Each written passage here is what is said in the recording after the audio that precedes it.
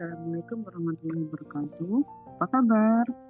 Hari ini kita bertemu kembali dengan mata pelajaran kimia. Kita akan membahas tentang pemisahan campuran. Apa itu pemisahan campuran? Pernah mendengarnya? Nanti kita akan pelajari di pelajaran berikut ini. Sebagian besar senyawa kimia ditemukan di alam dalam keadaan yang tidak murni. Dia akan bercampur dengan senyawa lain, sehingga disinilah peran pemisahan dilakukan. Pemisahan campuran itu kan campuran, dia sudah bergabung dengan senyawa-senyawa yang lain.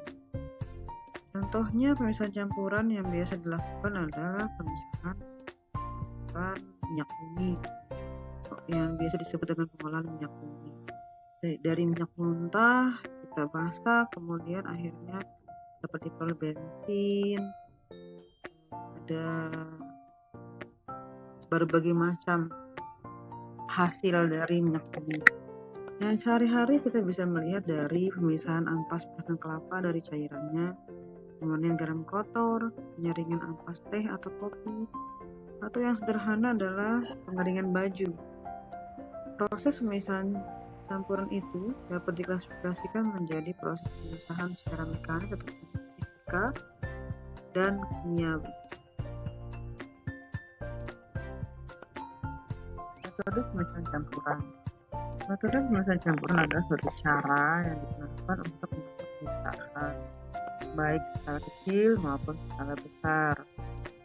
Metode pemisahan bertujuan untuk mendapatkan zat murni atau beberapa zat murni. Contoh yang pertama adalah filtrasi. Pernahkah kalian menyaring air atau melakukan penyaringan ampas kelapa? Kita menyaring ampas kelapa dengan santan itu dengan alat penyaring atau alat berpori namanya. Nah, pada dasarnya pemisahan campuran ini dikonsentrasi ditekankan pada perbedaan ukuran partikel antara zat pelarut atau yang disebut dengan air biasanya dengan zat terlarut yang zat padatnya. Penyaringan ini digunakan untuk menyaring partikel dengan ukuran yang lebih besar daripada pori saringan yang digunakan.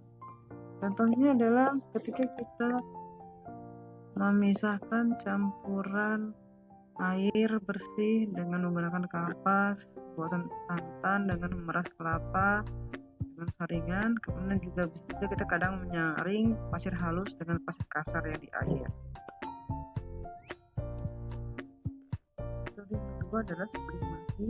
Sublimasi adalah pemisahan dengan metode pemisahan campuran dengan cara menguapkan zat padat tanpa air sehingga kotoran atau partikel yang tidak mungkin akan tertinggal. Hanya pada gambar kita bisa lihat campuran kapur barus dan pasir kita uapkan sehingga kapur barus akan mengkristal kembali. Sublimasi yang paling mudah dilihat pada proses pemurnian kapur barus dari pemotor.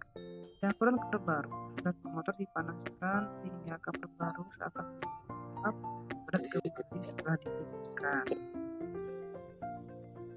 Ketiga adalah kristalisasi. Kristalisasi adalah cara untuk memperoleh zat padat yang terlarut dalam suatu larutan. Kristalisasi dapat dilakukan karena kelarutan bahan pelarut dan perbedaan suhu zatnya sehingga salah satunya mengkristal. Contohnya ketika kita melakukan kristalisasi dalam pembuatan garam dapur dari air laut yang berada di dekat pantai. Contoh lain lagi adalah kristalisasi pembuatan gula putih dari tebu. Contohnya yang ada di dalam gambar ini adalah larutan garam, kita larutkan, garam dapur kita larutkan, garam kotor kita larutkan dalam air, diaduk, uapkan, disaring, kemudian kita ambil zat padat tadi. Destilasi atau pengeringan.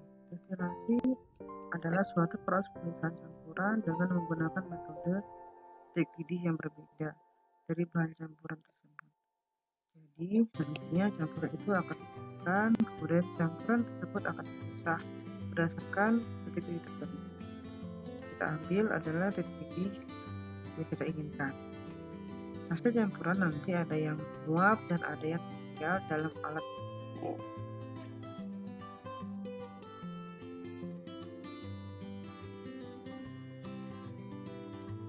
Evaporasi. Ketika sebuah garam dicampur dengan air, maka dalam larutan terbentuk yang tidak dapat dipisahkan. Kemudian kita tuangkan. Dan lagi adalah kita menguapkan, menjemur pakaian, masuk dalam bentuk evaporasi. Kita mengambil pakaian yang sudah kering. Kemudian materi tentang campuran yang telah kita pelajari agar dapat kalian lebih memahami, maka ketika lebih sedikit. Tugasnya adalah amati sekelilingmu, kemudian lihat kejadian yang termasuk urutan campuran. Metode apa yang digunakan? Kalian jelaskan Pak. Oke, semoga dapat dipahami. Sekian, sampai jumpa. Assalamualaikum warahmatullahi wabarakatuh.